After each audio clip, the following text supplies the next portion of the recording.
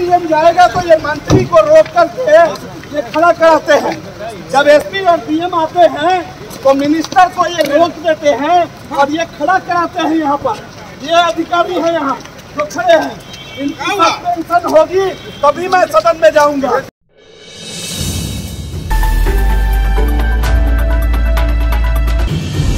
जनतंत्र में कौन सरकार है? दर्शकों, जनतंत्र में मंत्री डीएम या एसपी में कौन ऊपर है? 2 दिन पहले आपने देखा था बिहार सरकार के श्रम संसाधन विभाग के मंत्री जीवेश मिश्र चिल्ला कर कह रहे थे कि मैं हूं सरकार, मैं सरकार हूं, मुझे कैसे रोका गया। यह देखकर कितना बुरा लगा था कि राज्य सरकार के एक मंत्री को पुलिस ने रोक दिया, वह भी किस लिए? पटना के डीएम डॉक्टर चंद्रशेखर सिंह और पटना के एसएसपी उपेंद्र शर्मा की गाड़ी को रास्ता देने के लिए। मंत्री जी बौखला गए, बौरा गए, विधानसभा परिसर में उतरकर चिल्लाने लगे। एसपी डीएम जाएगा तो ये मंत्री को रोक करके ये खड़ा कराते हैं। जब एसपी और डीएम आते हैं तो मिनिस्टर को ये रोक देते हैं और ये खड़ा कराते हैं। यहाँ पर ये अधिकारी है यहाँ जो खड़े हैं, इनकी सस्पेंशन होगी तभी मैं सदन में जाऊंगा। मैं सरकार हूँ, मुझे डीएम एसपी के पीछे कर दिया, हाय हाय अब क्या होगा। मंत्री जीवेश मिश्र पहले तो बोले कि जब तक डीएम एसपी पर कार्रवाई नहीं होगी मैं सदन के भीतर नहीं जाऊंगा, लेकिन यह क्या, मंत्री जी सदन के भीतर भी पहुंच गए। मंत्री जी खड़े रहे, चिल्लाते रहे, अड़े रहे। मंत्री जी आसन की ओर मुखातिब थे, अध्यक्ष जी से सम्मति मांग रहे थे। विधानसभा अध्यक्ष विजय सिन्हा असमंजस में पड़ गए, क्या करें कुछ समझ नहीं आ रहा, किन कर्तव्य विमूढ़ थे। बाद में कहा यह विशेषाधिकार के हनन का विषय नहीं है। आखिरकार मामले को रफा दफा करने की तरकीब निकाली गई, कहा गया पूरे मामले की जांच होगी। मंत्री जीवेश मिश्र यह सवाल विधानसभा में उठा रहे थे। मंत्री जी ने कहा कि विधानसभा आते हुए जब उनकी गाड़ी रोकी गई तब उन्हें लगा कि मुख्यमंत्री का कारकेड यानी काफिला यानी सीएम साहब की गाड़ी के आगे पीछे गाड़ियों की लंबी कतार आ रही है, इसीलिए उनकी गाड़ी रोकी गई। माने यह हुआ कि मंत्री जी को बादशाह के आने से कोई दुख नहीं है। आखिरकार मुख्यमंत्री तो बादशाह है, बादशाह का काफिला तो चलेगा ही। आखिरकार वह बादशाह जो ठहरा, शहर भी तो उसी बादशाह की है, सड़क भी उसी बादशाह की। खलक खुदा का, मुल्क बादशाह का, हुक्म शहर कोतवाल का। हर खासो आम को आगाह किया जाता है कि खबरदार रहें, बेताब मत हो। तुम्हें जलसा जुलूस हल्ला गुल्ला भीड़ भड़के का शौक है, बादशाह को हमदर्दी है अपनी रियाया से। तुम्हारे शौक को पूरा करने के लिए बादशाह के खास हुक्म से उसका अपना दरबार जुलूस की शक्ल में निकलेगा। सब्र करो, वही रेलगाड़ियां तुम्हें मुफ्त लाद कर लाएंगी। बैलगाड़ी वालों को दोहरी बख्शीश मिलेगी। ट्रकों को झंडियों से सजाया जाएगा, नुक्कड़ नुक्कड़ पर प्याऊ बैठाया जाएगा और जो पानी मांगेगा उसे इत्र बसा शरबत पेश किया जाएगा। अपने को समाजवाद के सिपाही कहने वाले 2 मुख्यमंत्रियों के काफिले को देखेंगे तो आप हैरान हो जाएंगे, जिनके नाम पर ये राजनीति करते हैं, जिनकी पूजा करने का ढोंग करते हैं। वही कर्पूरी ठाकुर भी कभी मुख्यमंत्री थे, नीतीश कुमार पर उनका बरदहस्त भी था। कर्पूरी ठाकुर कभी काफिला लेकर नहीं चले, उनके पास एक पुरानी एम्बेसडर कार थी, उसी से वो चलते थे और रास्ते में कोई परिचित मिल गया तो गाड़ी रोककर उसे बैठा भी लेते थे। यहाँ मामला दूसरा है। मंत्री जी सवाल उठा रहे हैं कि सरकार की सवारी को रोककर सरकार के अमलों की सवारी कैसे निकले। मंत्री जी बादशाह की सवारी पर सवाल नहीं उठा रहे।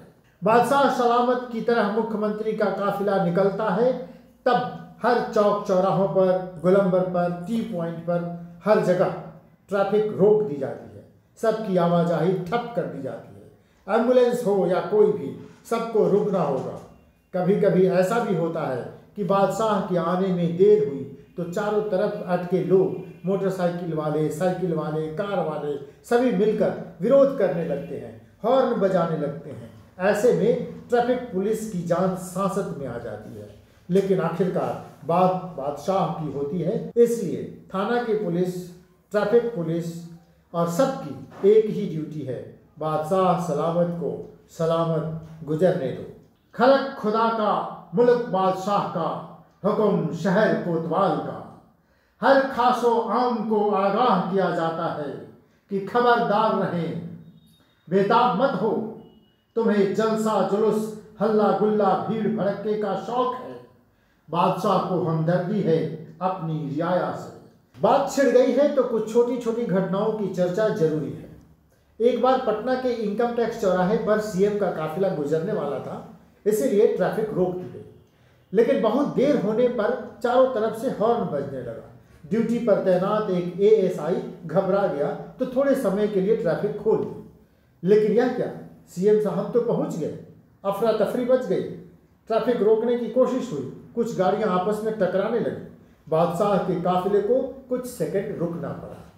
बात अखबारों में छप गई। बाद में पता चला कि उस एएसआई को सस्पेंड कर दिया गया। एक और वाकया शायद आपको याद होगा। उस जमाने में पटना हाईकोर्ट के मुख्य न्यायाधीश थे विमल चंद्र बसाक। एक बार बसाक साहब फ्रेजर रोड स्थित अपने बंगले पर जा रहे थे कि डाक बंगला चौराहे पर उनकी गाड़ी को ट्रैफिक पुलिस ने रोक दी। न्यायाधीश विमल चंद्र बसाक उस समय अपने घर न जाकर वापस हाईकोर्ट लौट गए। बाद में उन्हें भी सरकार ने सायरन वाली गाड़ी दे दी। एक दिन लालू प्रसाद यादव ने विनोद में ये बात कह दी।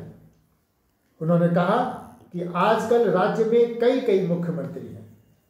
इस तरह तत्कालीन मुख्यमंत्री लालू प्रसाद यादव की आगे वो सायरन वाली गाड़ी तो चल ही रही थी, अब 3-4 गाड़ियों का काफिला भी चलने लगी।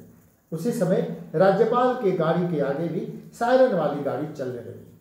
फिर तो विधानसभा अध्यक्ष गुलाम सरवर की गाड़ी के आगे भी सायरन वाली गाड़ी चलने लगी।